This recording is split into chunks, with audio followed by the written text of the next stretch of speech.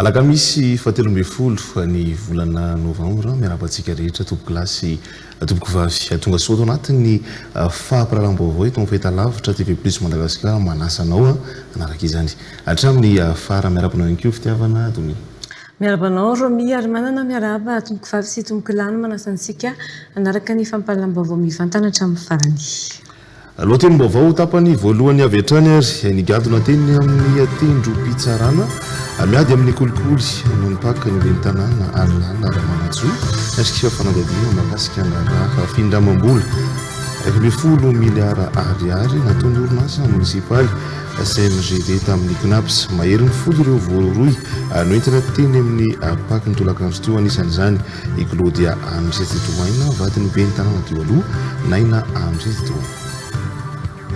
Miato ny fitokonana nataon'ny mpiasan'ny jirama mandra-pisin'ny fifanarahana na protocole d'accord hoy ny solitena ny mpiasa androany tsy midika fa miverina mandray ny asany ireo mpiasan'ny jirama na dia nisy azy ny réquisition navoaka ny fanjakana raha ny fanazavana.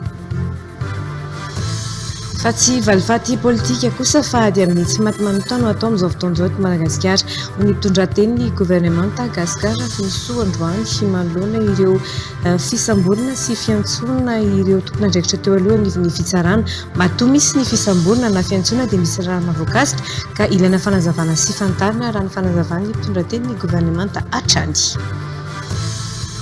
Fa mbola maneho ny fahavonana ny ara-asa amin'ny Madagasikara Alemana raha nambaran'ny masovony Alemana eto Madagasikara ny fanarahana ara-barotra amin'ny Europa izay eo am-panavaozana amin'izao fotoan'izao dia anohisy ny fahafahandro orinasa malagasy manondrana vokatra ny Alemana sy ny amin'ny firenena Europeana hafa tsy misy fandova-kevitra hoy hatrany ny masovony Alemana eto amintsika.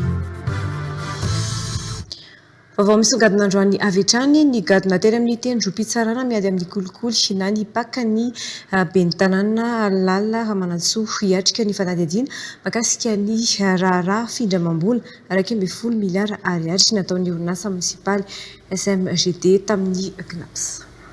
Mahery ny folo ireo voaroy noentina teny mipaky ny tolakandro teo anisan'izany i Claudia Amzetitoaina vadiny bentanana teo aloha naina Amzetitoaina nanotrona ny bentanana teny amin'ny paky androany moa ireo mpivarotra amoron'alana mpanohana azy sy ireo mpanolotsain'ny tanàna tsy tokony ho tonga amin'ny fanagadrana raha ny raharaha SMGD sy ny CNAPS hoy ny mpanolotsaina Lalatina Ravolomanana manoloana ity raharaha ity fametrahana fitorinana nataon'ny mpanolotsaina tamin'ny taona 2024 izao nifoazana izao indray ho hatrany Lalatina Ravolomanana efa misy ny miketrika anao filohan'ny délégation manokana nala ny bentanana amin'ny toerana ka mahatonga izao faninjehana azy izao indray ho hatrany ity farany ateny toerana Eliza Hermany rikina ny avison tatratsika ny antiny izay. Tokony tamin'ny 3 latsaka 10 minitra teo no nigadona teny amin'ny tendrom-pitsarana miady amin'ny kolikoly na ny paky ny bentanana Arlala Ramanatsoa mahery ny folo ireo tompon'andraikitra vao antso teny amin'ny paky androany tolakandro tafiditra tao anatin'izany ihany koa ny vadiny bentanana teo aloha Claudia Amzetitoaina.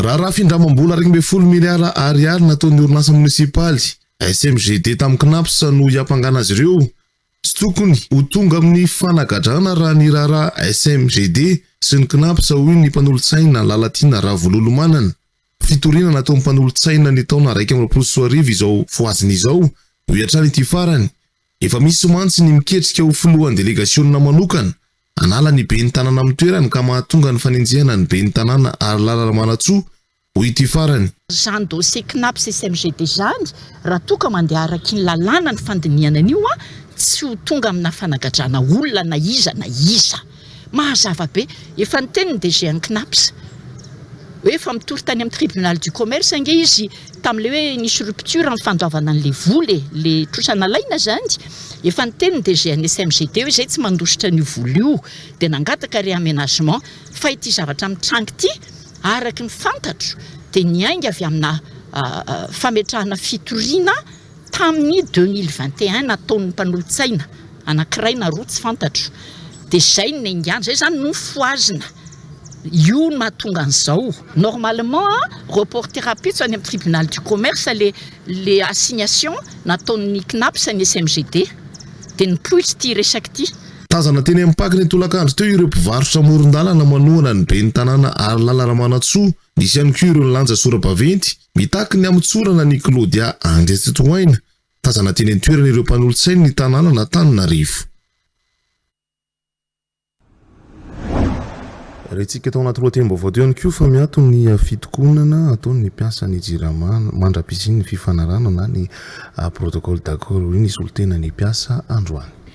Tsy midika fa miverina mandray ny asany ireo mpiasan'ny jiramana dia nisy aza ny réquisition izay navoaka ny fanjakana raha ny fanazavana mitaky ny amoanan'ny filohan'ny syndicat ny mpiasan'ny jirama na ny SMG ihany koa ireo mpiasa izay tokony mitarika ny fifampiresana sy ny fanaovana sy ny fifanarana io lazandroany ireo mpiasan'ny jirama fa tsy jiro ny mpanjifa koa no tapahan'izy ireo fa ny herinaratra teo amin'ny abrahan'ny jirama izay nahitana mpiasa iaran'ny teritery tsy navela hitokona ho an'ny SSM na ny farabolan'ny sindika kosa tsy vahaolana ny fisamborana ny mpitarika sindikaly anatin'ny raharaha mafana tahaka izao miantso ny amoahana ny mpitarika ny SMG ny SSM sy ny fiaonandatabatra boribory amahana ny olana ireo mpiasa mitaritra ny vaovao mamitiny Andriamolekana voasambotra omaly ny filohan'ny SMG na ny sindika ny mpiasa ny jirama raha ny fanampy vaovao ray namoana didy fampisamborana ihany koa ny mpitarika misahina hafa anatin'ny SMG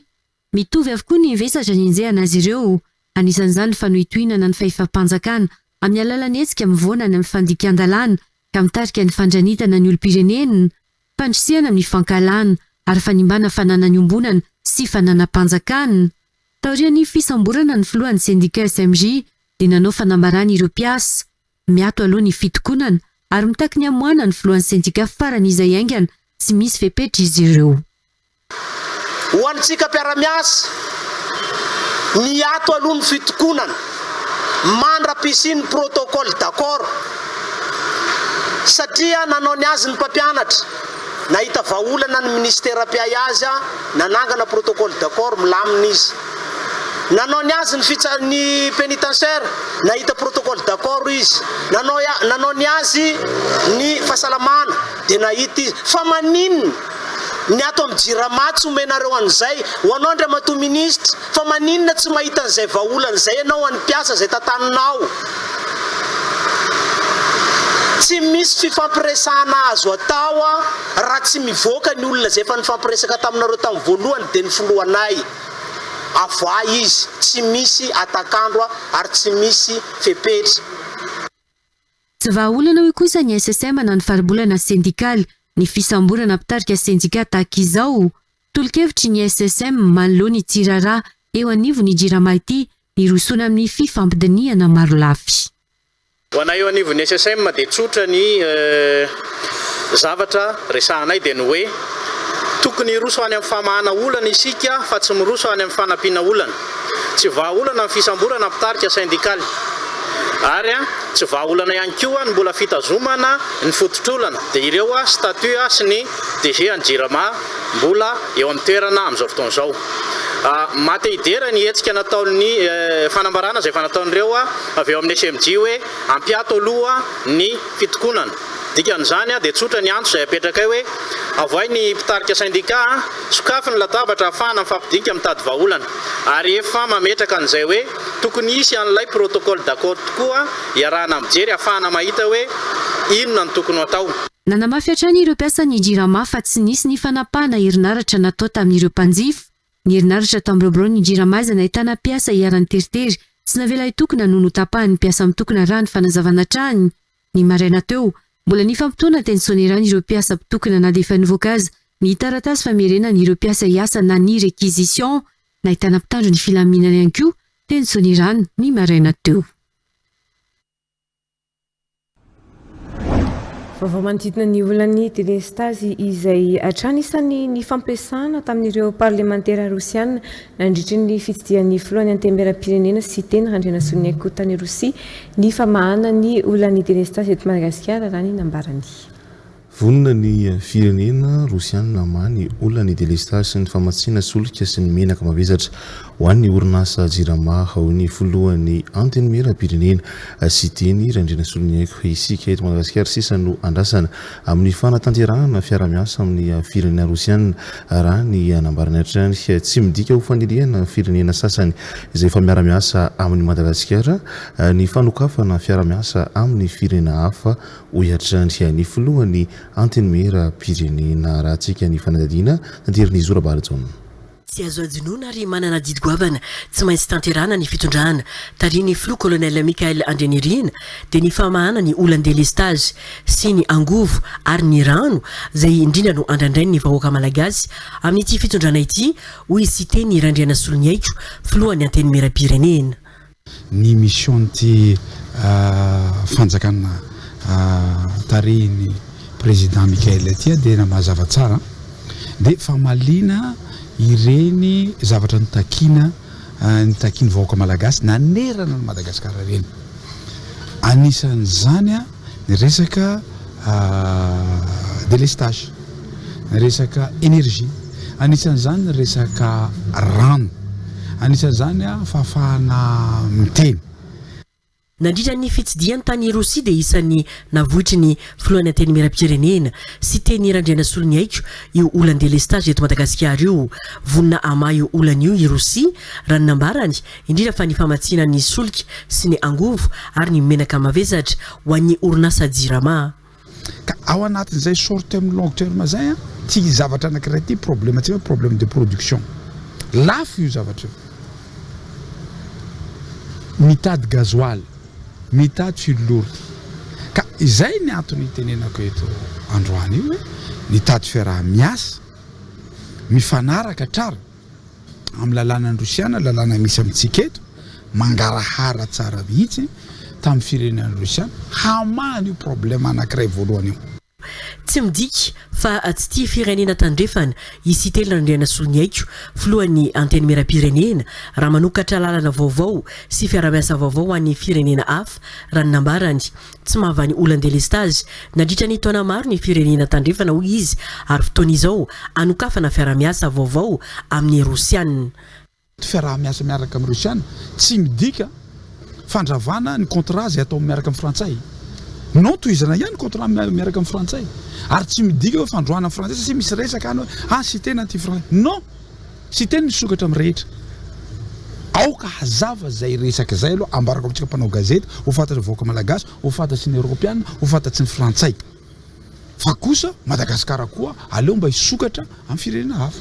Ary za manohana volobe zao misy volany Amerikana manohana an'io sy tena ro hitanareo fanohana sy tena an'io.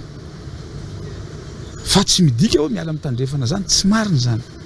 Fa isika kosa dia misokatra amin'ny firenena hafa hamahana ny problème ny malagasy. Isika eto Madagasikara sisa no andrasana indrindra fa ny eo anivon'ny mpanatanteraka amin'ny fanatanterahana ity fiara-miasa amin'ny Rosiana ity raha tonga tena vonina isika ny amany olan-delestage ho hiatrany ny filohan'ny antenimera-pirenena sy teny Randriana Solonyaiko. Fa misy vola 2.70 tapitrisa dolara tokony averina amin'ny firenena Rosiana amin'ny banky foibe Madagasikara amin'izao ary tokony averina amin'ny faraiky amin'ny 30 ny volana novambra izao io vola io raha nambarany filohan'ny antenimera-pirenena sy teny Randriana Solonyaiko. Noho ny fifanarahana nataon'ny filohan'ny antenimera-pirenena sy teny Randriana Solonyaiko tamin'ireo parlementaire Rosiana dia oasika eto Madagasikara io vola io mandalo fandaniana eny anivon'ny parlementaire Rosiana io vola io mba hanamorana ny dingana amin'ny fahazahoan'ny Madagasikara izany vola izany hoy siteny Randriana Solonyaiko azo anampina ny jirama amin'ny fifidianana solika io vola io rehefa asika raha ny nambarany hatrany nandritra ny fanatanterahany fanambaram-pananany fandimin'ny teny amin'ny fitsarana avy momba ny lalam-pandrinana do ny lazany izany efa matsimbola goavana azo avy amin'ny Rosia izany. Zora Balajon trany. Niezaka nandresy lahatra ireo parlementaire Rosiana amin'ny fanamorana ny fahazoantsika io vola mitetina 2.70 tapitrisa dollara io izay tokony averina any amin'ny firenena Rosiana ny filohan'ny antenimera-pirenena sy teny Randriana Solonyaiko nandritra ny fitsidiany tany Rosia ny herinandro lasa teo. Andalo fandaniana eo anivon'ny parlementaire Rosiana ny fanomezana io vola io ary ho azontsika eto Madagasikara. nisy vola am 72 millions de dollars notsaitsika tambon'izay moa le izy fa nampiasana 15 millions de dollars fanjakana teo voapehitsika io vola io niverina am Rusiana io vola io zany fa mbola ao am banque centrale hiala ao am banque centrale io vola io am 31 novembre vokatsy ny asa zay nataoko tany raha nanapa-kevitra ra Rusiana hoe omenatsika le vola ny procédure rehetra tsy satratsika le 31 décembre de ny zavatra natao zany halefa eo anatin'ny parlement Rusiana le izy de ho voatevandrozy de tsy mandalo an'izay procédure zay ahatonga le vola ho lasatsika ampanetsetena re tompoko no anambarako atsika vahoaka malagasy fa ny fahatongavako tany Russie fa raha miasa tany nahitatsika 72 millions de dollars vola be zany afaka ampiasainy ety fitondram-panjakana ty andranenkiona natanterahany ny fanambaram-panana ny fandiminy ary izao fandiminy izao dia amin'ny mafylohany anteny miera-pirenena anisy teny Randriana Soloniaiko za fa ny solombavambaoaka tsotra za fefa ny questionnaire voalohany assemblée za koa fefa ny vice président ny assemblée de za koa lasa filohany anteny miera-pirenena ny fanambarana mpananana zay nataoko tsy niova hatramin'ny androany dikan'izay mbola ambarako eto fa isy teny Randriana Soloniaiko dia olony lalàna olona mpanao lalàna tokony modely amin'ny fanatanterahana satria ny lalam-panorenana no mitena an'io fanambaram-pananana io ary zaho sy teny Randriana Soloniaiko reny fananako tamin'ny voalohany reny ihany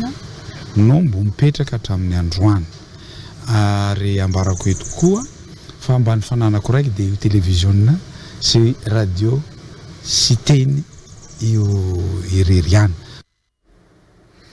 vaovao politika anomboka ny voalohan'ny volana desambra ho avy izao ny fanavaozana isan-taona ny lisam-pifidianana ho an'ny taona 2024 sy 2025 voafaritry ny lalàna ary tsy maintsy ho tanterahana ny fanavaozana isan-taona ety sao ny filohan'ny CNIS na eo aza ny fikarakarana fikonan-doha pirenena na izany aza anaiky ny fanapa-kevitry ny fikonan-doha pirenena ety Vomera ety raha toka manapaka amin'ny anatanterahana fanavaozana tanteraka ny lisam-pifidianana na fanavaozana manokana io fionana io vao tantery ny antitra rahalarso misary ny Marcelin Rajembovonjy Tanterahiny isan-taona ny fanavaozana ny lisam-pifidianana na ny rally eto Madagasikara ary efa voafaritry ny lalam-pifidianana ny fanatanterahana izany.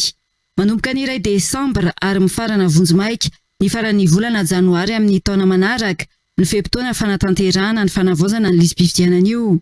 Efa eo am-panomanana ny fiatriana ny rally araka izany ny CNI amin'izao fotoana izao. Na izany aza, andray ny fanapahan-kevitra raisina mandritra ny fikaonan-doha-pirenena ny CNI raha toka hisy ny fanavaozana tapaka mandritra izany. Nivony CNI dia tsy anolana mihitsy ny zavatra tapaka eo amin'ny fikaonan-doha pirenena.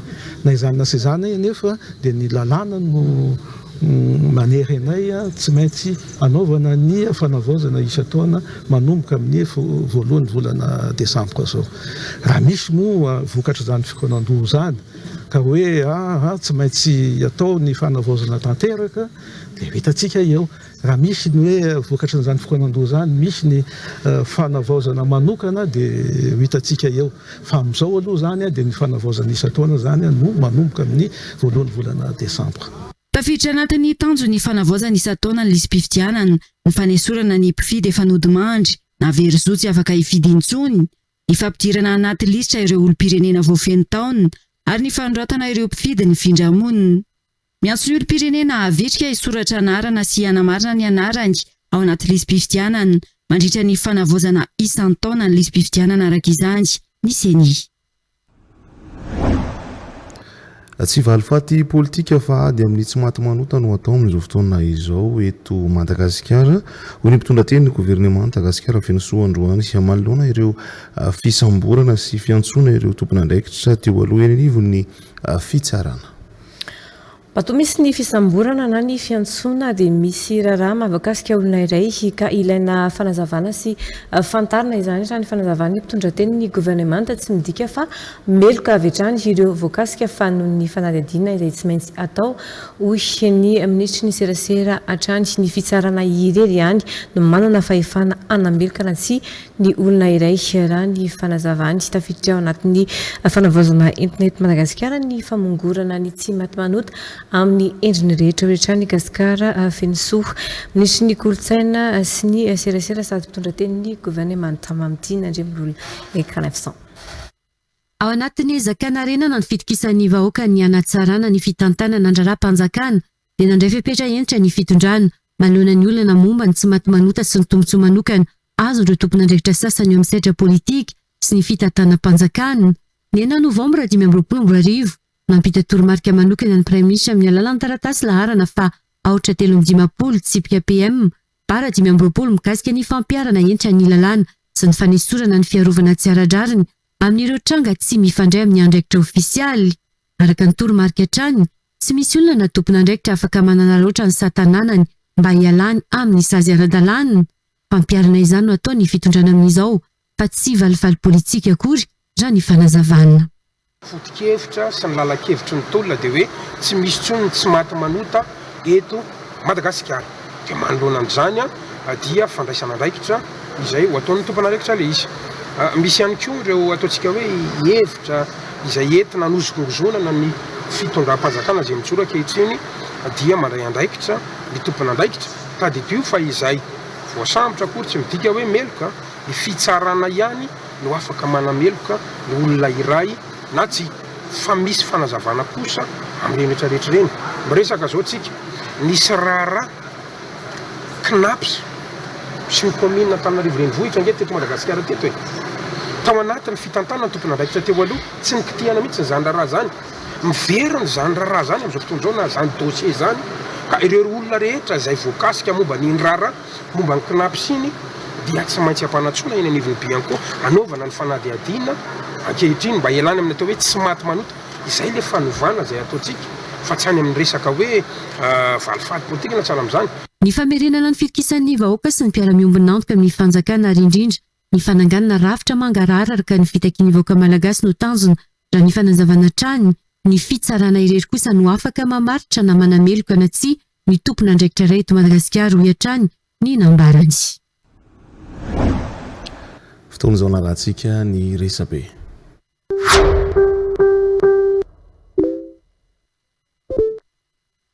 Ny PJTV Plus Info fanendrena vaovao eo anivon'ny ministera ny toe-karena sy ny fitantanam-bola mandritry ny filan-kevitry ny ministra ny 12 Novambra 2024 ary Rafindrakoto Nori Garis dia notendrena ho sekretera jeneraly. Ratsiavahana Mbiniso Toret voatendry ho tale jeneraly ny tahirim-bola mpanjakana. Rafarala Edmond voatendry ho tale jeneraly ny etra. Ny pejy Info Culture Media rakotony aina voanginy Irina Katia araka izany tale vaovao misahana ny raharaha ara-tsosialy eo anivon'ny fanavaozana ny Repoblika. Rasinao maly nandritra ny filan-kevitra ministra ny didy mpanjakana manendry azy. Ny vaovao farafilde ofisialy fiara iray efa avy nantona olona tany andalana tany no nitsoka ka tratran'ny polisy teny Ambohitra Manjaka ny maraina teo. Rotika tanteraka ny lohany havanany ity fiara ity ary efa vaky ihany koa ny kodiarany. Raha ny filazan'ny olona dia mamo ilay mpamily ary efa lasan'ny mpitandrony ny filaminana.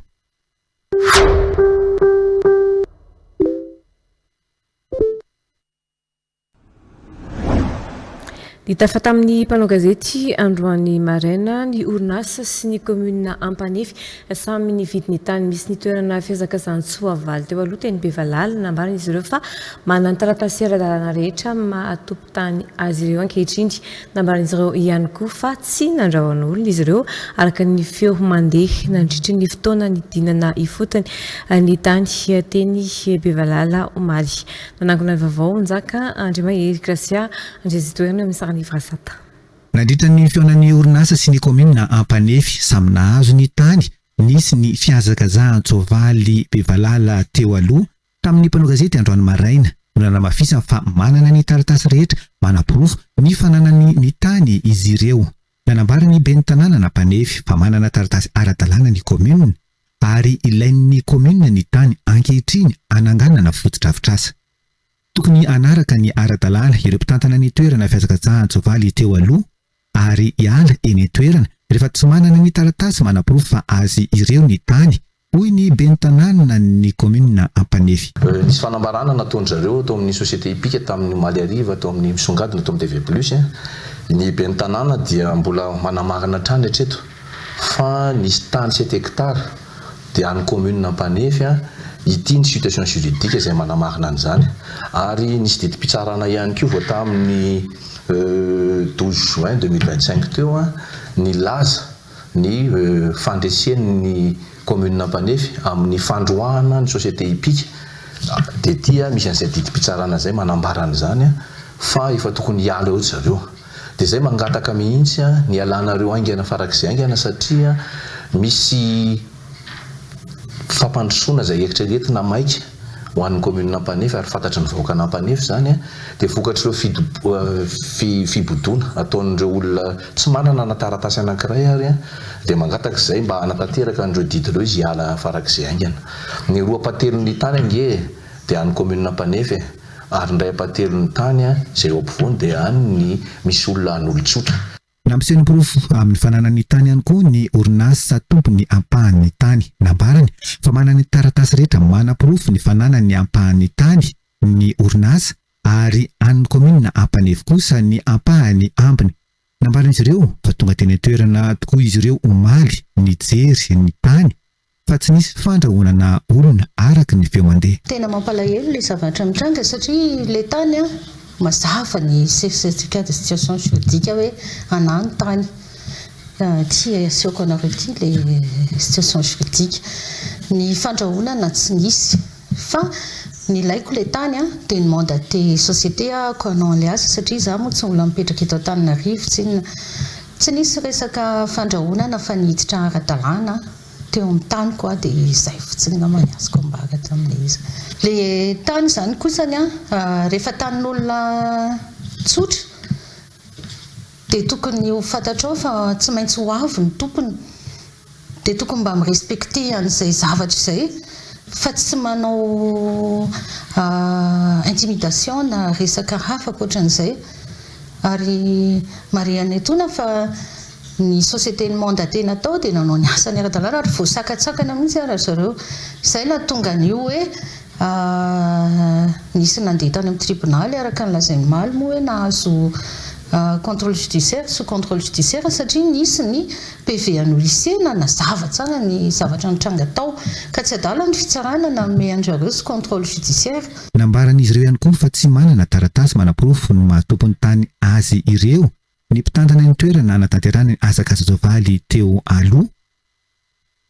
Tozatsika amin'ny vaovaon'ny fampianarana ambony no fantsian'ny mpianatra avy amin'ny fikambanan'ny mpianatra iray avy amin'ny faritra Bongolava mandrato fianarana eny amin'ny université n'Antananarivo ny trano misy ny Braony Croix ary no sorasoratan'izy ireo ny rindrina araka ny tatitry ny mpiasa ao an-toerana.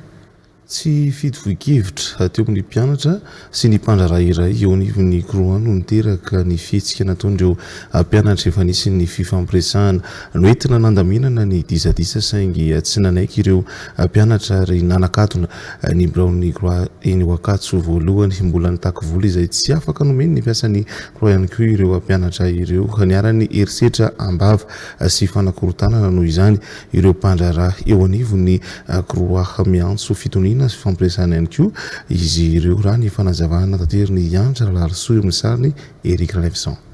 Efa niditra ny trano misy ny Braony Croix ny mpianatra anatin'ny fikambanana avy amin'ny faritra Bongolava ny alatsinainy lasa teo. Nisy ny fifandirana teo amin'ireo mpianatra ireo sy ny mpandrara iray teo anivon'ny Croix izay voalaza fa nanao ny asany nefa niara-ny herisetra ambava sy fanakorontanana nataon'ny mpianatra anatin'ny fikambanana.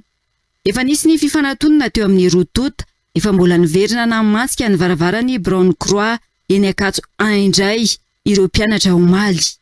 Tamin'ny semaine ambony no nitranga ny zavatra ary efa nisy ny fifanantonana amin'ny fifampiresana fa nefa moa mbola nisy ihany ny fanakatonana birao ny androny omaly. Ny nanao ny an'izay zavatra izay moa dia mpianatra avy ao amin'ny association Jet Avenir Bongolava. Nisy moa ny fitakiany zareo fa misy ny zavatra tsy mifanaraka amin'ny administration anay ka tsy afaka ny anatanteraka an'ilay izy izahay. Tsy niasa mihitsy izay omaly, ny androny omaly zany satria mifatsiany zareo ny birao dia io nasiany loko io. Manoloana ireo tranga ireo miantso fitoniana sy fifampiresana amin'ny mpandraharaha eo anivon'ny Croix. Miantso hatrany ny isian'ny fitoniana sy ny fifampiresana eto amin'ny administration sy ny mpianatra amin'izay olana mety iseo rehetra. Faharoa, ny Croix dia manameloka ny fanimbazimbana, ny fananam-panjakana amin'ny endrika rehetra toy ny fanidina ny sy fanoratsoratana ny birao izay miendrika herisetra atao aminay mpiasam-panjakana. Farany, tsy ekena ny gaboraraka sy ny fanaovana tsindry ary ny fandrahonana atao aminay mpiasam-panjakana.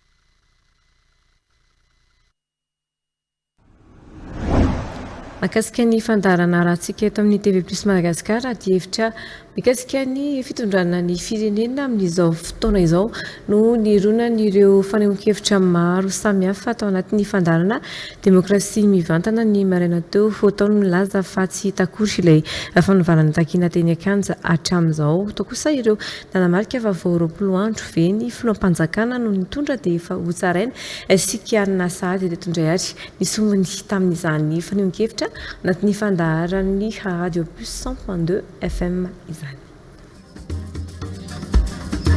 Démocratie mivantana. Fandarana mivantana amin'ny Radio Plus 100.2 FM.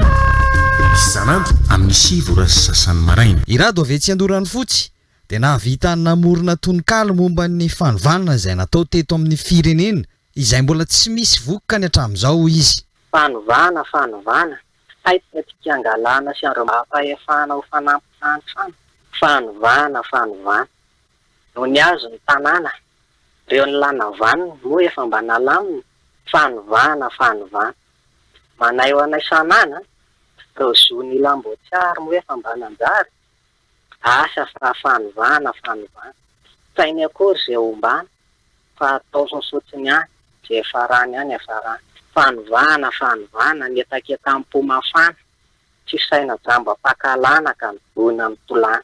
Fanovana raha izy fahagagana tsy miaina zany aloha ao anaty taona roa. Fanovana tanjo rehefa nozahana ay reo toetra fototra mbola ihany fa tsy roa dia fanovana inona sa fanovana ahoana. Demokrasia mivantana. Mbola tsy ampiray volana akory ilay mpitondra no tonga teo amin'ny toerany dia efa kianina sahady. Maninona raha vela hiasa aloha izy? Hoy Faby avy any ampita-tafika. Ty fitondram-panjakana ty andray matonga kolonel André Nirina Mikaela ny tsy mbola niteny mihitsy hoe zao hoe na hoe niteny ohatrany André Matoandra Rajoelina hoe ty menaka ataontsika zao mividy na ny vary ataontsika zao mividiny inona moa zany na hoe menaka toera fa tsy tafidinao ny menaka resaka zita hoe menaka ve nitenenanao an'izany mampalahelo le zava-misy vao 20 andro ve le olona no le olona efa izany ny teninareo atao ohatra fotsiny meko ohatra fotsiny nareo hoe raha misy hoe olona karaha miasa tanimbary anankiray zany ataoko hoe 20 hectara na 20 ary eny anankiray efa enina amby folo ora ny asa teo amin'le toerana ny anankiray nefa vao 20 dira tokony avitan zany raha ny tena saina amin'ny fotsy miangatra saina mitsara amin'ny fahamarinana le folo ora kanefa le enina amby folo ora tsy nahavita fa aloha zany natotery-mbody azy fotsiny fa tsara tsy miangatra le izy fa izy atao an'izany. Demokrasia mivantana. Fandarana mivantana amin'ny Radio Plus 100.2 FM. Isanandro amin'ny sivy sasany maraina. Anozatsika ny fampiranao vaovao kosa ary ireo vaovao tapatapany. Mitaky ny famitsorana aingana ny mpitarika ny sendika ny mpiasan'ny Jirama izay nosamborina omaly ireo mpiasan'ny Jirama ato anatin'ny faritra Antsinanana androany 13 Novambra. Tsy eken'izy ireo ihany koa ny fikasana isambotra ireo mpiasan'ny Jirama izay manao fitokonana. Nanamafy ireo mpiasan'ny Jirama eto Tomasina fa tsy janona ny fitokonana ataon'izy ireo raha tsy esorana miala ny italie jeraly ny jirama ary fanafoanana ny sata vaovao ny jirama ireo syndicat ny piasa ny jirama miisa 10 hita tao masina no niaraka nanao ny fanambarana androany izay piasan'ny jirama eto amin'ny faritra Atsinanana dia miombona amin'ireo namanay manerana ny Madagasikara ary manoetrany ny fitakiana ho fanalana ny DG Ron-Ouest sy fanafanana institut vaovao jirama SA ambaranay amin'ny kitsipo fizahay dia tsy maniry na mikasa ampijaly ny vahoaka malagasy ary maneho ny fialantsiny amin'izay fanelingelenana mety ateraka izany tsy ekenay ary takinay ny famoahana ireo namanay tsy misy atakandro izay nosamborona noho ny fitakiana ny zoanay anala ny DG vazaha tsy ekenay ihany koa ny fikasana hisambotra ny namanay hafa izay mbola lazaina fa karohana ankehitriny noho ny fitokonana izay atao ambaranay ary fa ny jirama manerana ny nosy dia mikatona ary tsy miverina miasa izany raha tsy voavaly ny fitakianay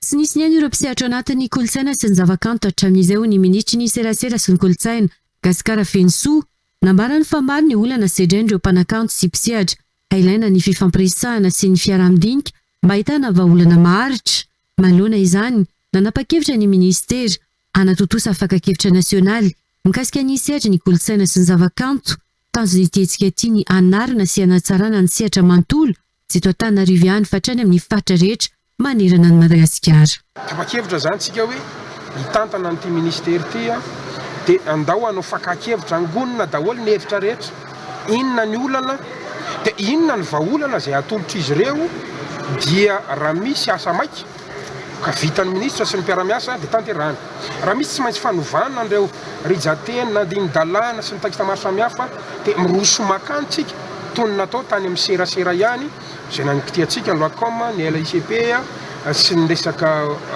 OGM dia ohatr'izay ihany koa zany ny aty amin'ny lafiny aty olo-panjakana maro no voahala nandritra ny filan-kevitra ny minitra omaly alarobia ka tafitra ao anatin'izany tale jeneraly ny sapampintantera ny Ramasina sy Andramamy APMF nanamafy ny syndikan'ny mpiasan'ny sambo eo anivony APMF sy PAM fa tokony olona teknisianina olona avy ao amin'izy ireo tsy mpanao politika manana traikefa ary tsy fisaringotra amin'ny raharaha maloto no tokony ho apetraka eo amin'ny toerana io ny APMF dia sapana raha teknika ka tsy tokony ampidirana raharaha sy firehana politika ho izy ireo raha tsy ivona dia fananao fanambarana fanairana ireo sindikany mpiasan'ny sambo eo anivony APMF manoloana ny fanaovana hoentina eo anivony ity sampana ity Tao anatin'ny fampiram-baovao no tanterahana ny alatsinainy 10 novambra lasa teo ny famindram-pitantanana teo amin'ny gouvernoura ny faritra Atsimo andrefana teo aloha ny docteur Edali Tovandray ny Ranulson sy ny sekretera jeneraly ny faritra Atsimo andrefana nanomboka omaly dia betsaka ireo vondron'olona avy amin'ny antoko-pinoana samihafa sy avy amin'ireo sampandraraha miankina sy tsy miankina amin'ny fanjakana tonga nitsidika ary nankasitraka tamin'ny fiara-miasa sy ny andraikitra goavana vitany teo amin'ny fampandrosoana ny faritra Atsimo andrefana nandritra ny enitona mahery ny tantana ny faritra Atsimo andrefana ny laza ny tenany fa tokony hoentina mavaka hatrany ny fampandrosoana firenena mba ho lasa firenena kristiany Madagasikara. Yvan Mandrosopanao gazety ny TV Plus Madagasikara toliara no mitaritra ny andindiny izay. Roa andro taoriny famindram-pitantanana dia nilahatra teny amin'ny trano fonenany nihaona tamin'ny gouvernoura ny Atsimo andrefana teo aloha ny FLM synodra paritany fiarenana Toliara ny avy ao amin'ny tetikasa mionjo ireo mpianatry ny université ny Toliara ny fiombona ny fiangonana Zandrina ireo église évangélique na ireo mpitatitra bajaji dia nisaotra sy nakasitraka ary nitrodrano azy tamin'ny fiara-miasa teo anivon'ny faritra teo ihany koa ireo teratany vahiny mona eto Toliara ambonivohitra ny atsiaro ny soavita ny haroa ho fampandrosoana ny faritra Atsimo andrefana izy ireo. Maromaro miarahantsika zay ary isaky mitady anay anao zahay teo isaky mitadiavanay anao teo nandalo raha marotsika nandalo problème social tafavoatritsika hatamizao tsy misy raha makasitraka takaterina ny fiarahantsika. Moi, je ne vous appelle pas communauté indienne ni nos amis indiens, nivolantsika teo ary zaho aloha falifaly afapo amin'ny fiarahantsika azy. Nisy ny fotoam-bavaka manokana nataony avy eo amin'ny FLM synode partan ny fiarenana Toliara. Dia tsaroana ihany ny fiaraha-miasantsika nandritra ny taona maro izay dia tsy nisy nangina, tsy nisy niahiahy eny fa na dia tao anatin'ny asa aza dia nanatanteraka ny fotoana ny angatana dia hoe ao ny tompo tsy hanadino anareo amin'ny asa izay namatrahana anareo fa na ny fotoana na ny andro dia izao tsy hadino tokoa ny soa vitanareo ato anatin'ny Toliara ity indrindra fa ny fiangonana Luterana Malagasy. Tsy androso i Madagasikara raha tsy miaraka amin'ny Jesosy hoy ny gouvernoura ny faritra tsy mandrefa na teo aloha.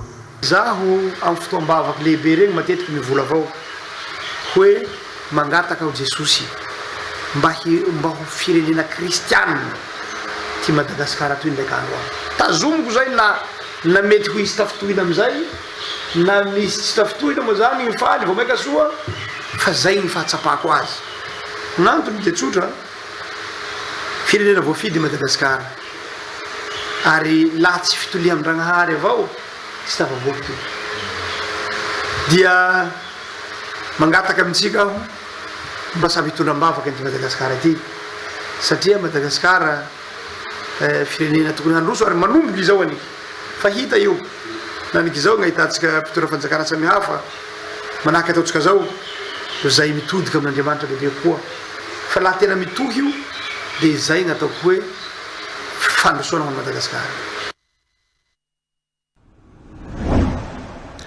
Fa mola maneo ny fahavononany hiara iasa amin'ny Madagasikara i Allemagne raha nambara ny masovon'ny Allemagne eto Madagasikara.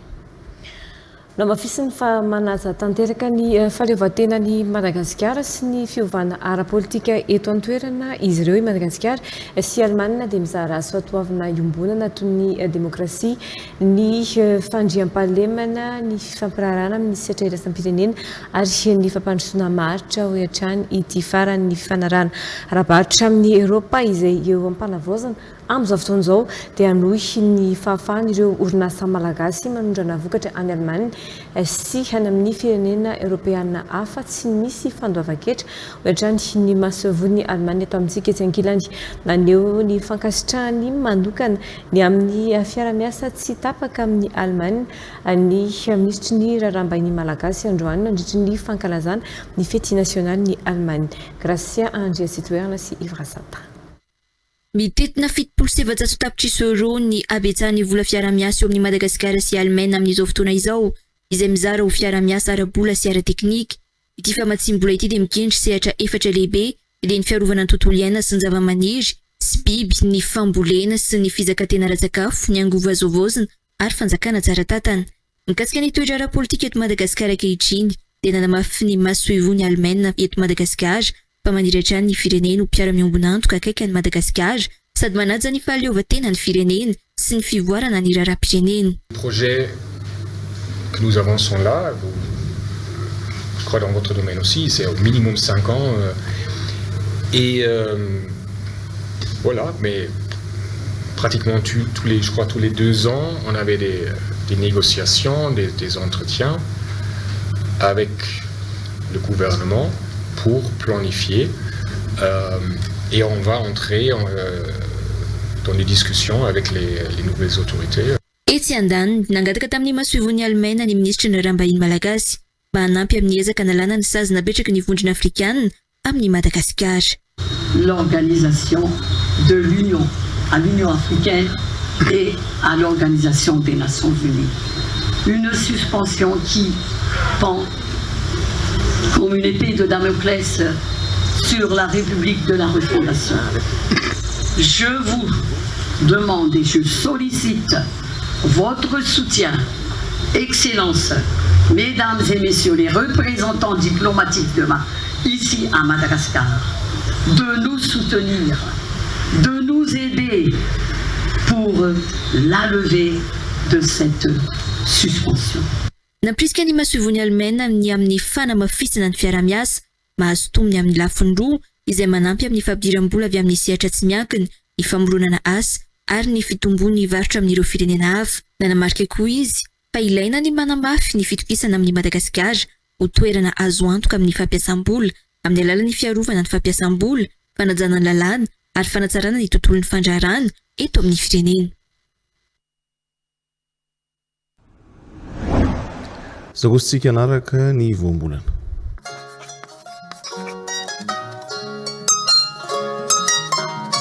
Ity indray voambolana fatarina sy ifankazarina milaza azy amin'ity androany ity, fitrafantrafana.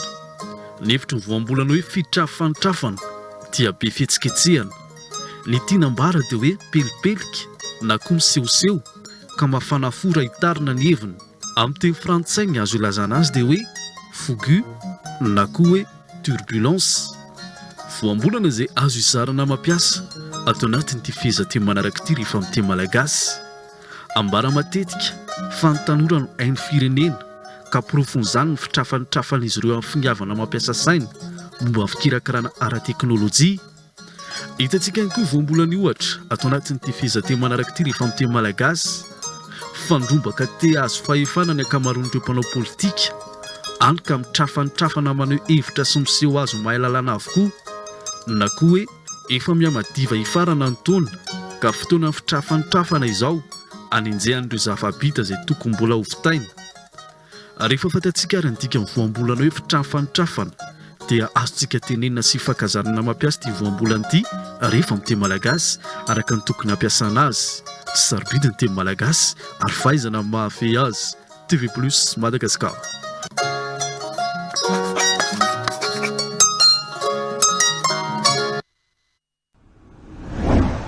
Tawarijery ni Ewaraway.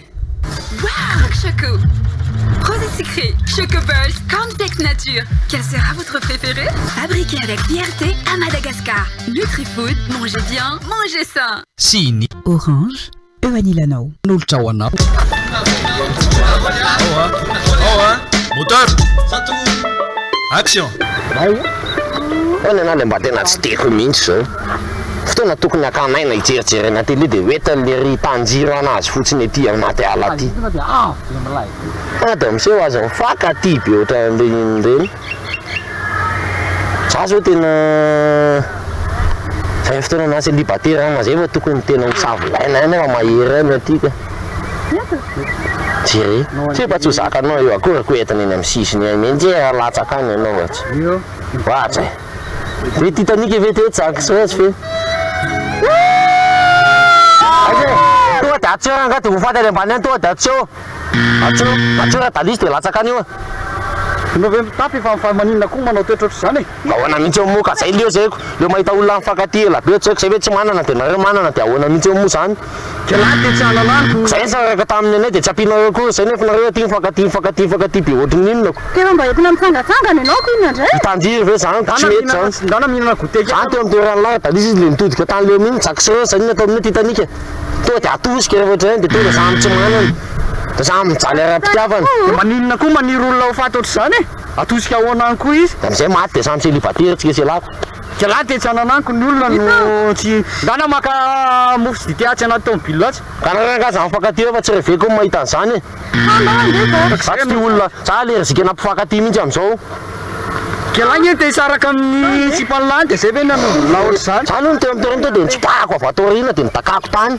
Rehefa tsy ambininy ianao dia aza mialina ny asambaran'ny hafa avy alao ny olona mananjo mifankaty mba hifankaty malalaka. Coupé. Dans la boîte.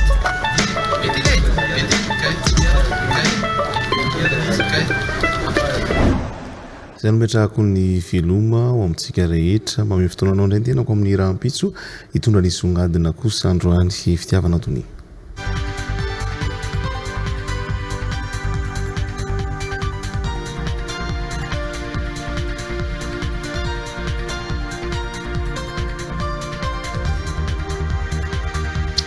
Tonga amin'ny fotoanany songadina indray isika Nisoro ny fitondrana teo aloha tamin'ny komuna maro teto Madagasikara ny fitantanana ny ristourna na ny tamberimbidy raha nambarany fikambanana nasionaly ben'ny tanàna lasipatra tamin'izany ny komuna Beforona ao anatin'ny distriktan'ny Moramanga faritra Alaotra Mangoro izay nisorona mivantana tamin'izy ireo ny fitantanana ny ristourna na ny tamberimbidy avy amin'ny orinasa Ambatovy lasipatra ihany koa ny komuna Ambatonikonilay ao amin'ny distriktan'ny Betafo anatin'ny faritra Vakinakaratra bitaky ny amerenana amin'ny komuna ny fitantanana mivantana ny ristourna ireo ben'ny tanàna ireo anamafy ny fitakiana ireo marary ny komuna ka isan'izany ny famerenana ny fitantanana ny ristourna ny fitsanganan'ny fikambanana ben'ny tanàna eto Madagasikara hoy ny ben'ny tanàna ny komuna Ambohimasina anatin'ny distriktan'ny Betafo anatin'ny faritra Vakinakaratra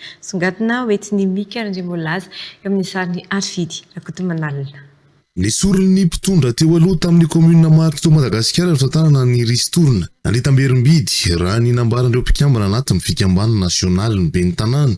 Anisan'izany ny tranga ho an'ny komuna Beforona anatin'ny distrika Moramanga faritra Alaotra Mangoro izay nisoro fitondrana teo aloha tamin'ity komuna ity ny fitantanana mivantana ny ristourna avy amin'ny orinasa Ambatovy izay nisy fiantraikany ratsy teo amin'ny fanatanterahana ireo asa fampandrosoana hoy ny ben'ny tanàna. Tamin'ny fotoan'androny tany amin'ny 2024 andeha 2024 dia natao ny vantana tany amin'ny komuna ny fitantanana ny ristourna Ambatovy.